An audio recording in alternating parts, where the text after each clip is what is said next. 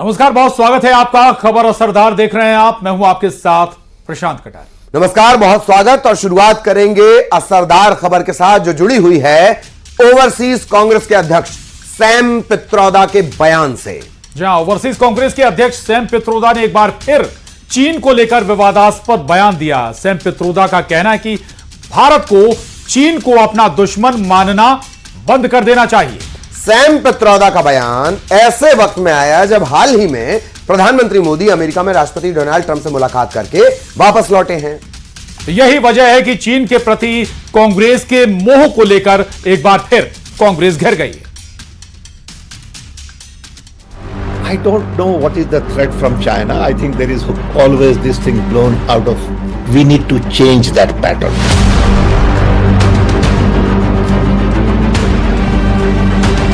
Sam Pitroda ने फोड़ा China बम। चीन के लिए पित्रोदा का जागा प्रेम। सैम पित्रोदा का बयान छिड़ा घमासान।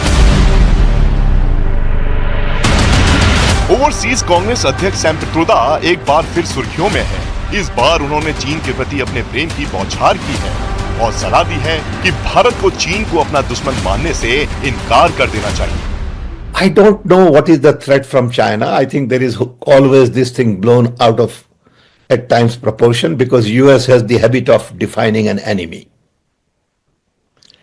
I think time has come for all of us to really network nations and not have confrontation. Sam Pitroda यही नहीं रुके, उन्होंने चीन को लेकर भारत के नजरिए पर ही सवाल खड़े कर दिए। I think we need to change that pattern.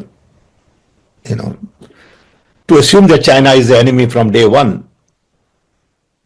it's just not fair. Not just to China, but to anybody. Sam Pitroda का ये बयान ऐसे वक्त में आया है जब हाल ही में अमेरिका में पीएम मोदी और प्रेसिडेंट ट्रंप के बीच भारत चीन के मुद्दे पर बात हुई है। यही वजह है कि उनके बयान पर सियासी घमासान छिड़ गया है। आज ये सैम पित्रोदा के बयान से स्पष्ट हो चुका है कि राहुल गांधी चीन के एजेंट के रूप में कार्य करते हैं, चीन को बैक करने का प्रयास करते हैं। He believes more in the Chinese interest than the Indian interest. तभी हम कहते हैं कि Rahul Gandhi is no longer running a political opposition, he is running an entity which wants to fight the Indian state. उनका रिमोट कंट्रोल जॉर्ज सोरोस और चीन के हाथ में है। सैम पित्रोदा अपने बयानों से हर बार परेशान करते हैं आप लोगों को। इस बार उन्होंने कहा है कि चीन को दुश्मन मानने की जरूरत नहीं है। बिल्कुल, हमारी सरकार उनको अपना दुश्मन नहीं मानती है। हमारा लगातार उनके साथ नेगोशिएशन चल रहा है, हमारा ट्रेड उनके साथ है। हमारे विदेश मंत्री का कहना है कि हम उनसे झगड़ा मोल नहीं ले सकते हैं। तो ये बात तो ऑफिशियल स्टैंड है भारत सरकार का। अगर सैम पित्रोदा जी ने कहा है तो वही उसका आधार है। राहुल गांधी तो कई बार विरोध करते हैं, कहते हैं चीन ने जमीन हमारी ले ली। हाँ, बिल्कुल ले ली। जो सच्चाई है वो बात तो कहनी पड़ेगी। कौन लेता है, दुश्मन ही लेता है कि दोस्त लेता है? तो ये तो प्रधानमंत्री को समझना चाहिए ना, अपनी लाल आंख दिखानी चाहिए। आज तक चीन का नाम उनकी जबान पर नहीं आया है। ये कोई पहली बार नहीं है जब सैम पित्रोदा के किसी बयान ने विवादों की लहर को पैदा किया है, लेकिन इस बार मामला चीन से जुड़ा है, इसलिए राजनीतिक हलचल का तेज होना स्वाभाविक है।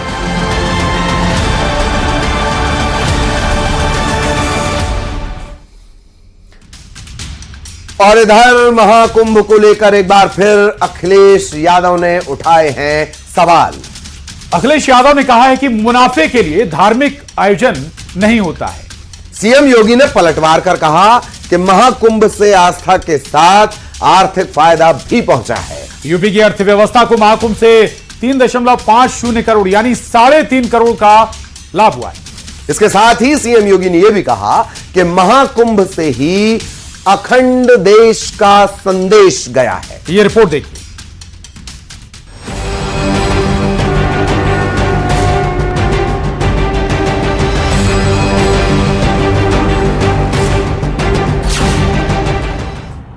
महाकुंभ को लेकर सियासी बयानबाजी थमने का नाम नहीं ले रही है।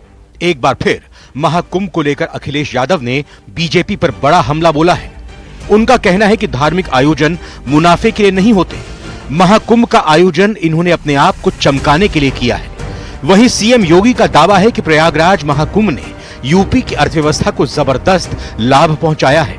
इस आयोजन से यूपी को करीब 3.5 लाख करोड़ रुपए का आर्थिक लाभ हुआ है। ये धार्मिक आयोजन मुनाफा के लिए नहीं होते हैं। हमारे मुख्यमंत्री जी क्या कह रहे हैं कि 2 लाख करोड़ का व्यापार होगा और व्यापारियों मर रहा है। व्यापारी घाटे में चला गया, जिन्होंने दुकानें ली वो उनका काम नहीं हुआ, बिका नहीं सामान, उनको लॉस हो गया बड़े पैमाने पे।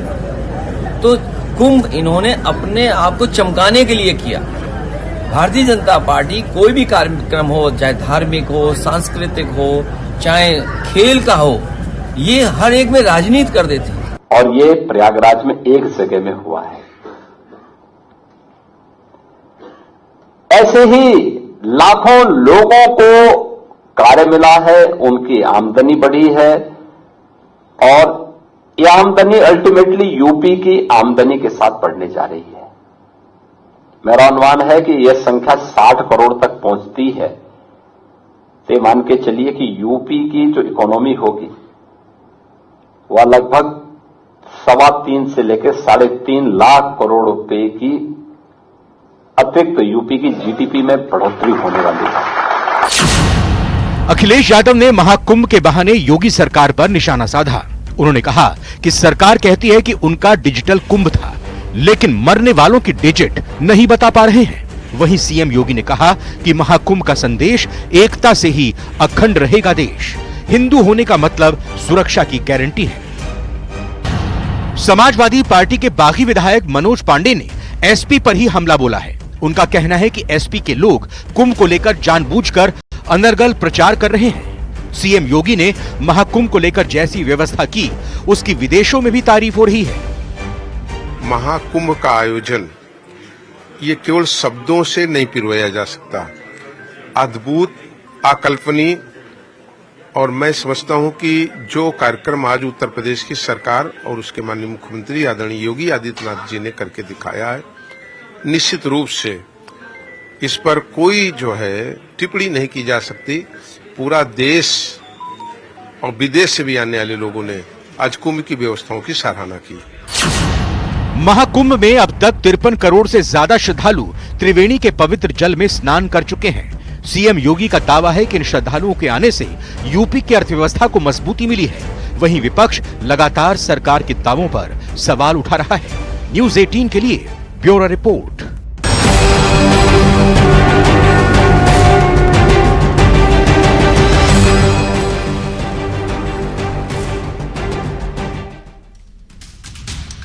और बात संभल की। संभल हिंसा के बाद मुस्लिम लोगों के यहां से पलायन करने के पर असदुद्दीन ओवैसी के एक्स हैंडल पर किए गए पोस्ट को लेकर संभल पुलिस ने बयान जारी किया है।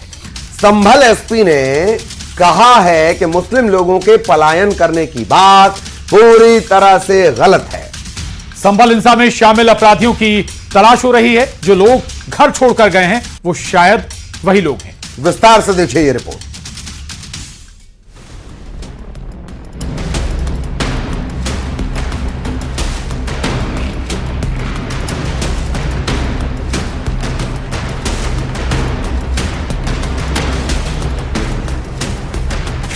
संभल में 3 महीने पहले हिंसा हुई थी और उसका असर वहां पर अभी भी है। कोर्ट के निर्देश पर संभल की शाही जामा मस्जिद में हुए सर्वे के विरोध में हिंसक विरोध प्रदर्शन के करीब 3 महीने बाद भी सैकड़ों उपद्रवी अब भी फरार हैं। वहीं संभल में करीब 1000 घरों पर ताले लगे हुए हैं। माना जा रहा है कि गिरफ्तारी के डर से घर छोड़कर भाग गए हैं। वहीं एआईएमआईएम नेता असदुद्दीन ओवैसी ने सोशल मीडिया प्लेटफॉर्म पर योगी सरकार पर हमला बोला है। संभल में इतना डर और जुल्म का माहौल बना दिया गया है कि लोग अपने घर छोड़ने पर मजबूर हो रहे हैं। सरकार को संभल के मुसलमानों को निशाना बनाना बंद करना होगा। मोदी और बीजेपी ने बार बार झूठी अफवाह फैलाई थी कि कुछ इलाकों में हिंदू समाज का पलायन हो रहा था। हर बार वो बात झूठी साबित हुई थी। यहाँ तो पुलिस और प्रशासन ये बात खुद मान रहे हैं कि मुसलमानों का जबरन पलायन हो रहा है, तो फिर सरकार चुप क्यों है?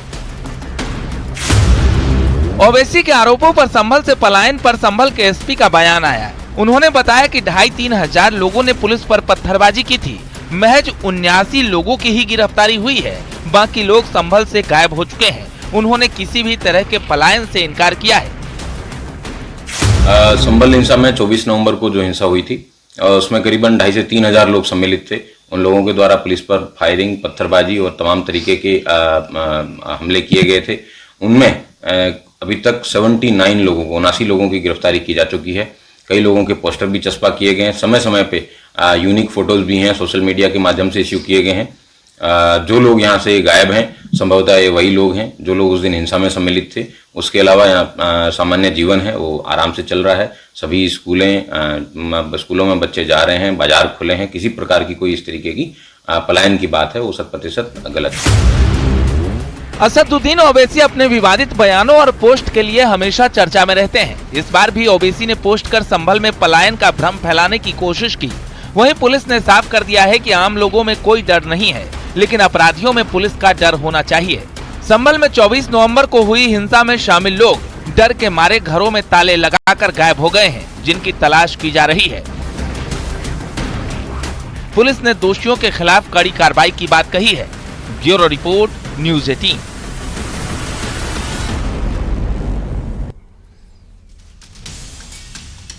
इधर दिल्ली में नई सरकार के गठन की तैयारियां तेज हो गई हैं। 20 फरवरी को नई सरकार के शपथ ग्रहण की बात कही जा रही है। लेकिन सबसे बड़ा सवाल तो अभी भी बना हुआ है कि दिल्ली का सीएम होगा कौन। सीएम की रेस में कई चेहरे हैं। आखिर में बीजेपी किसके हाथ में दिल्ली की कमान देने वाली है, यह अभी भी सवाल है।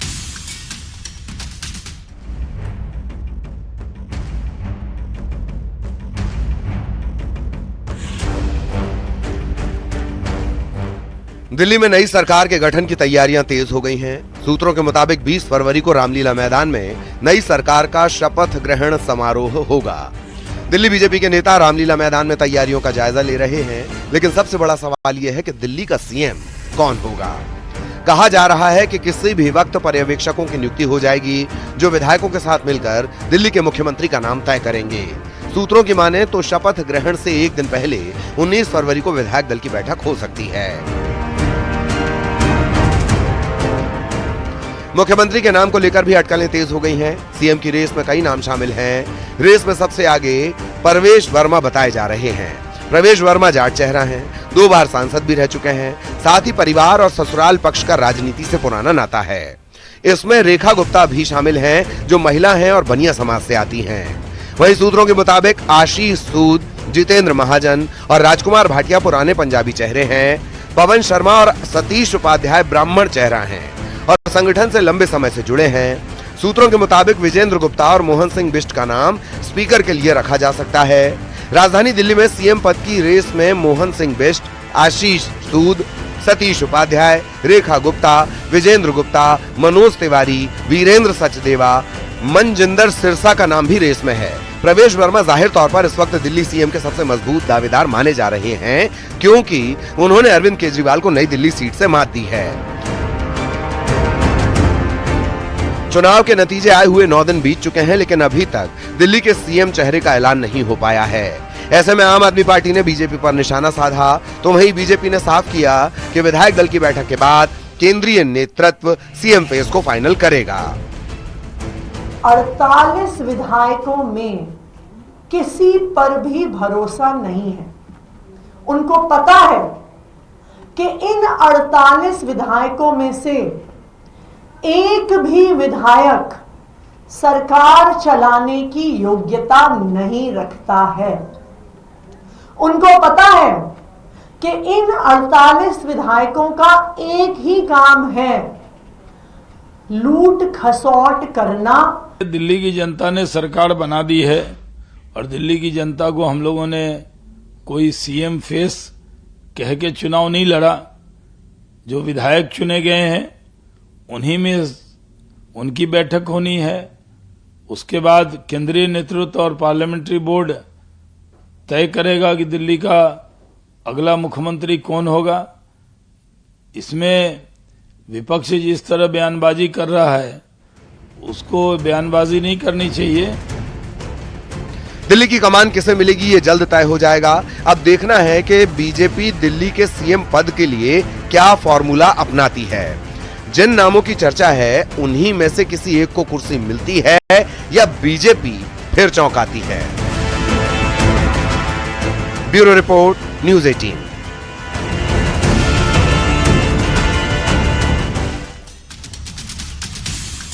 और बात दिल्ली की है तो दिल्ली में नए चुनाव आयुक्त को लेकर पीएम मोदी की अध्यक्षता में बैठक हुई। इस बैठक में गृह मंत्री अमित शाह और नेता प्रतिपक्ष राहुल गांधी भी शामिल हुए।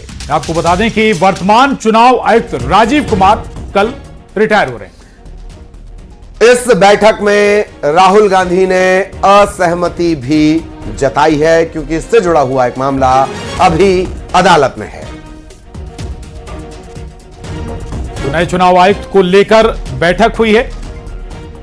3 सदस्यीय समिति, इसमें गृह मंत्री अमित शाह, प्रधानमंत्री नरेंद्र मोदी और नेता विपक्ष राहुल गांधी शामिल हुए।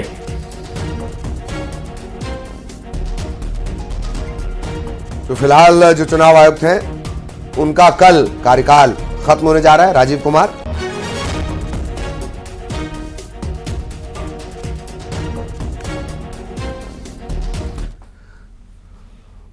और अगली खबर भी दिल्ली से ही जुड़ी हुई। दिल्ली में बीजेपी की अगुवाई में भले ही अब तक सरकार का गठन ना हुआ हो, लेकिन चुनावी वादों पर अमल को लेकर हलचल और बढ़ गई है। दिल्ली में यमुना नदी की सफाई का अभियान शुरू हो चुका है। यमुना नदी में फ्रेश स्कीमर, वीड हार्वेस्टर और ड्रेज यूटिलिटी क्राफ्ट से सफाई अभियान शुरू कर दिया गया है। इससे पहले एलजीबी के सक्सेना ने दिल्ली के मुख्य सचिव समेत अन्य जिम्मेदार अधिकारियों को यमुना की सफाई का काम तुरंत शुरू करने के निर्देश दिए और इसके लिए खास योजना भी तैयार की गई है ताकि पूरी प्लानिंग के साथ यमुना को साफ करने की मुहिम को आगे बढ़ाया जा सके।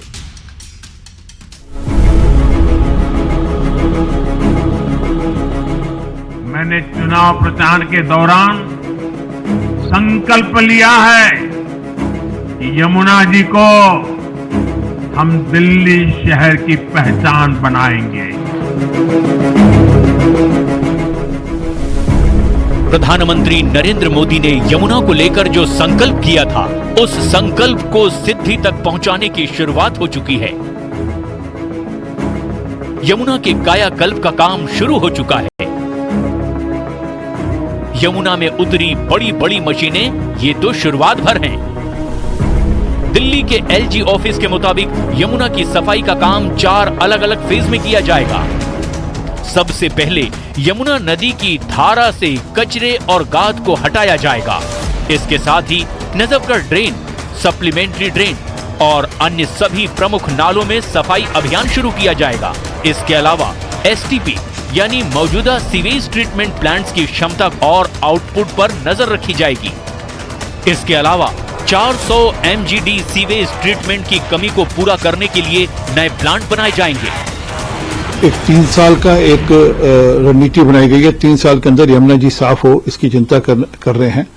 और दिल्ली सरकार जैसे ही गठित होगी और दिल्ली सरकार के एजेंडे पे सबसे पहला एजेंडा ये होगा कि हम यमुना कैसे साफ करें और 3 से 5 साल के अंदर यमुना जी बिल्कुल स्वच्छ और निर्मल हो, इसकी चिंता होगी। जिस दिन उन्होंने ये कहा था कि यमुना में बीजेपी ने या हरियाणा सरकार ने जहर मिला दिया है, उन्होंने अपने ताबूत में आखिरी कील ठोक ली थी। निश्चित तौर पर प्रधानमंत्री जी का जो वक्तव्य है, यमुना मैया को साफ करने का वक्तव्य है और उसी काम पर एलजी साहब ने जो कचरा निपटान की है, 3 साल के अंदर इस यमुना को साबरमती जैसा अहमदाबाद में रिवर फ्रंट है वैसा होगा, पर्यटन स्थल होगा, यमुना साफ होगी। लोग सफाई के मामले में पूर्वांचल के लोग वहां पर अपनी पूजा भी करेंगे। दिल्ली चुनाव में यमुना की सफाई का मामला बड़ा चुनावी मुद्दा बना था। यमुना की सफाई के लिए खुद बीजेपी ने 3 साल की डेडलाइन सेट की है और अब उसे जमीन पर उतारने के लिए सरकार के गठन से पहले ही एक्शन प्लान पर काम शुरू हो चुका है। 3 साल में यमुना को साफ करने के लक्ष्य को पूरा करने के लिए कई एजेंसियां और सरकार के कई विभाग एक साथ आएंगे। इनमें आपस में कोऑर्डिनेशन के जरिए एक्शन प्लान पर काम आगे बढ़ेगा। इनमें दिल्ली जल बोर्ड, दिल्ली नगर निगम, पर्यावरण विभाग, सिंचाई और बाढ़ नियंत्रण विभाग के अलावा पीडब्ल्यूडी और डीडीए की अहम भूमिका होगी। दिल्ली में यमुना की प्रतिष्ठा को फिर से स्थापित करने की शुरुआत हो चुकी है। गंगा की तरह दिल्ली में यमुना घाट पर संध्या आरती का शुभारंभ हो चुका है। आगे यमुना का प्लान बेहद बड़ा होने वाला है। यमुना किनारे रिवर फ्रंट बनाने का भी प्लान है और यमुना को फिर से दिल्ली की पहचान बनाने की शुरुआत भी होगी, जैसा कि पीएम मोदी ने दिल्ली वालों से वायदा किया था। यमुना जी को हम दिल्ली शहर की पहचान बनाएंगे।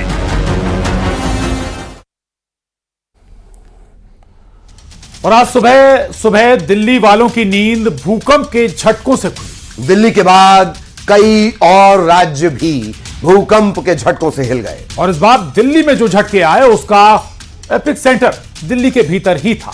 सवाल यह है कि क्या ये राजधानी दिल्ली के लिए किसी बड़े खतरे का सिग्नल है? आपको एक रिपोर्ट दिखाते हैं।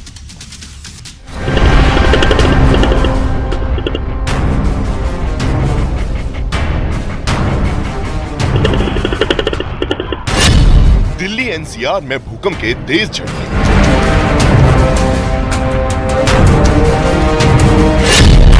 सुबह सुबह कांपी धरती, दहशत में लोग।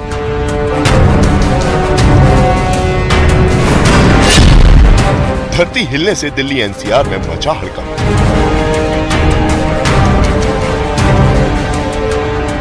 आज सुबह दिल्ली एनसीआर में रहने वालों की नींद भूकंप के तेज झटकों से खुली। लोग नींद में ही थे, तभी धरती हिली और लोग अपनी जान बचाने के लिए घर से बाहर निकलकर भागने लगे। हम सुबह सो के जब उठे ये बैठे तो बहुत जोर से झटके आए दिमाग में। सब डर गए हम कि क्या हुआ, एकदम से देखे हमने 2 बार में झटके आए 5:36 तो फिर बच्चे उठाए। हम सभी बच्चे जो भी थे वो सब सहमे हुए थे और भूकंप की वजह से पता लगा कोई भूकंप ही आया है। भूकंप के झटके सिर्फ दिल्ली एनसीआर में ही नहीं बल्कि देश के अलग अलग हिस्सों में महसूस किए गए। दिल्ली, नोएडा, गुरुग्राम, गाजियाबाद, मेरठ, सोनीपत, फरीदाबाद, रोहतक, गुरुग्राम, सिवान, पुरी, सिक्किम में भी भूकंप के तेज झटके महसूस किए गए। इन जगहों के साथ साथ बांग्लादेश में भी भूकंप के झटके महसूस किए गए थे। लेकिन दिल्ली एनसीआर में सुबह सुबह जिन लोगों ने भूकंप के मंजर को महसूस किया वो बेहद डरा देने वाला था। एक्चुअली अपनी ट्रेन का वेट कर रहा था वेटिंग लॉन्च में, तो अचानक ही 4:37 पे बहुत एकदम लगा धड़ाम जैसा। काफी लोग जितने भी हमारे लोग वेटिंग लॉन्च में थे सब भागने लगे बाहर की तरफ। तो देखा कि कुछ नहीं हुआ है, बट सबने रोका। उन्होंने कहा कि एकदम भूकंप आया था। लगा ऐसा सडनली ऐसा कोई ट्रेन गिरी हो ऊपर से या कोई ब्रिज को ऐसा लगा हो कि ब्रिज गिरा हो। एकदम बहुत सडनली बहुत आवाज हुई थी। मैं मालवीय नगर से आया हूँ और देहरादून जा रहा हूँ और ड्यूरिंग द टैक्सी की मूवमेंट पे ही हम काफ़ी हद तक झटका लगा है। फिर घर से भी फोन आया कि ऐसा मुझे लगता काफ़ी तगड़ा हेक्टेयर का था ये। वहीं रेलवे स्टेशन पर जो लोग ट्रेन का इंतजार कर रहे थे उनके लिए भी वो मंजर बेहद डरा देने वाला था। टाइमिंग तो बहुत कम थी बट स्पीड बहुत ऐसी लगी जैसे किसी नीचे से कोई ट्रेन निकल के जा रही है। धर धर धर धर करके हमें लगा, हम तो सोचे कोई ट्रेन आई है, बहुत स्पीड में ट्रेन आई है, जो है ऐसा महसूस हुआ हमारे को। 5-10 मिनट पहले हुआ तो एकदम से झटका लगा, एकदम से मतलब छोटा भी नॉर्मल भी नहीं था। मतलब ऐसा लगा कि हाँ कि जमीन से हिल गई थी, मतलब ये काउंटर वाउंटर सब हिल रहा था। ये दिल्ली एनसीआर में भूकंप का केंद्र नई दिल्ली में जमीन से 5 किलोमीटर नीचे बताया जा रहा है। ऐसे में अगर भूकंप की तीव्रता थोड़ी भी ज्यादा होती तो दिल्ली में बड़ी तबाही हो सकती थी।